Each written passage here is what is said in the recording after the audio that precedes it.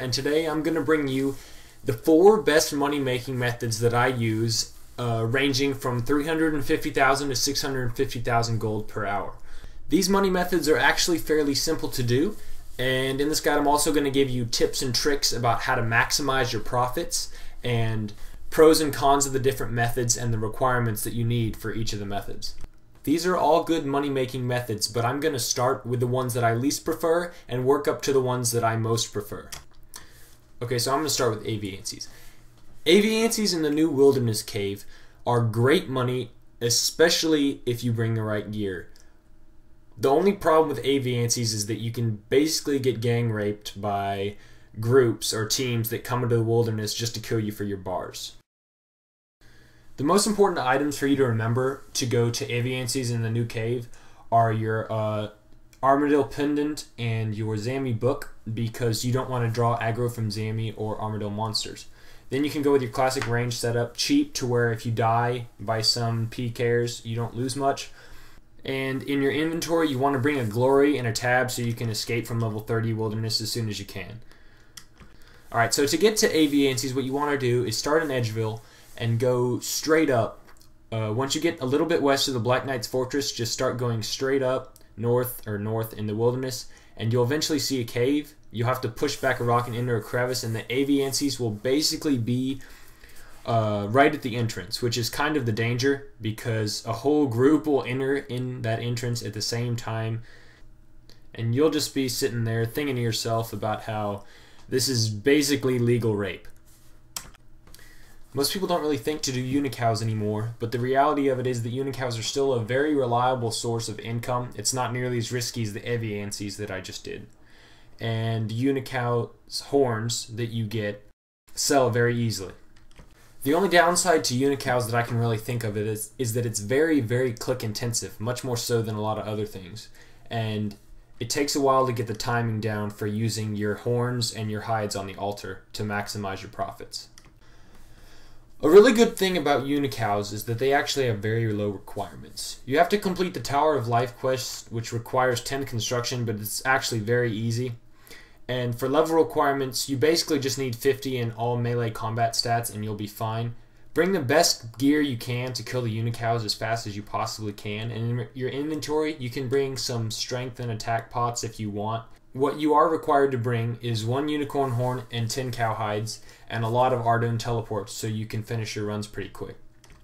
Okay, so to start off your unicow run, you start at the center Ardougne bank and you go south into the Tower of Life and down the dungeon, and then you go to the northwest altar thing and use your horn and your cow hide on the altar, kill the cow, pick up its unicorn horns, put them back on the altar, and then put the cow hide on the altar as well, and just keep on doing that and activating the symbol of life until you have a full inventory of unicorn horns. Then you can just teleport back to Ardougne bank and repeat the process.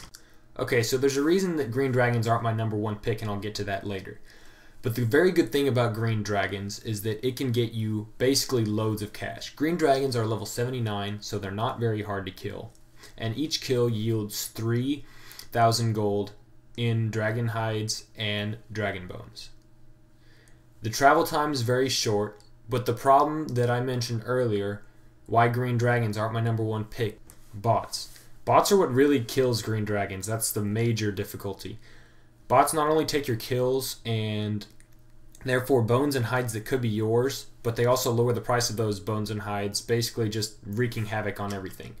Another minor problem with green dragons is that you can get PK'd, and I haven't really gotten PK'd very much, so I don't see this as a major concern. And quite honestly, unless you're TB'd, it's fairly easy to teleport out of green dragons, but this might be a big concern to some people. Like unicows, you don't really need much for green dragons.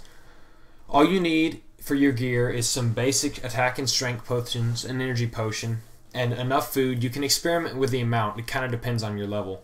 And for gear, you want to take the best gear possible, probably dragon hide and your best weapon, but make it so where you don't really risk much if you die. The best level requirements for green dragons would probably be 60 in all melee stats, and that would get you about the minimum of 250 to 300 gold an hour. And if you have higher stats, like 90 in all stats, you'll probably hit around the 550 to 600,000 gold range for green dragons.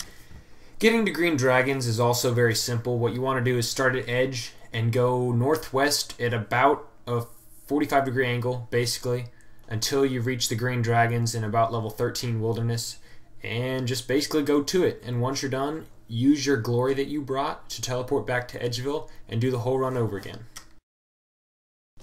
Alright, so we're done with green dragons, and that brings me to my final and my personal favorite method for making money on old school RuneScape, which is crafting nature runes. With nature runes, you're basically guaranteed at level 44 350 to 500,000 gold per hour, and with double nature runes, you're going to get 1 mil an hour. I personally make about 400,000 gold per hour with nature runes because I don't have the largest pouch yet, so I can't hold as many essence and I don't craft as many, but it's still great money. The good thing about nature runes is it's guaranteed consistent cash. You're always going to make the same amount of nature runes. There's no variation or reliance on a good or lucky drop or anything like that. The runes you craft, nature runes, they're in super high demand. You can sell them instantly to anyone. And the requirements for crafting nature runes are very, very low. You only need 44 rune crafting, which I believe is around the area of 50,000 rune crafting experience, which takes almost no time at all to get. The only bad thing I can think about for nature runes is that some PKers about your level might see you at the bank and take some barrage runes or burst runes out to the Zamorak Mage and camp there and wait for you to come and steal your glory.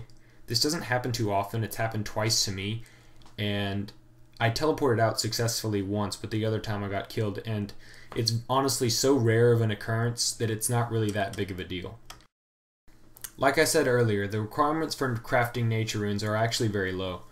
You only need 44 rune crafting. At that level, you can use a small and a medium pouch, and at level 50, you can use a large pouch, which helps you craft more nature runes. Only kind of quest requirement for rune crafting nats is the Abyss mini quest, which takes, I think it took me like 10 minutes. It's no big deal at all.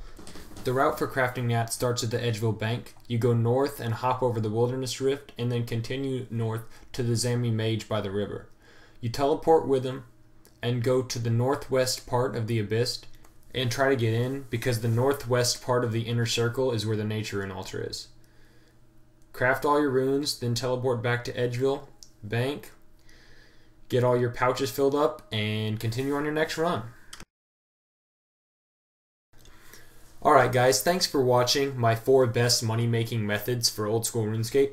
I gave you all 4 different methods because different methods suit different people. One person might want to AFK more than the other, one person might not be as high combat as another person, or something like that. So I wanted to give you all some options about money making methods over 350,000 gold per hour in old school RuneScape that have worked for me. So I hope you all get some ideas from that. Anyways, if you've gotten this far in the video, please give it a rating, either thumbs up or thumbs down. Comment so I know how to improve, and subscribe if you want some more. Anyways guys, I've talked too much, and I'll see you next time.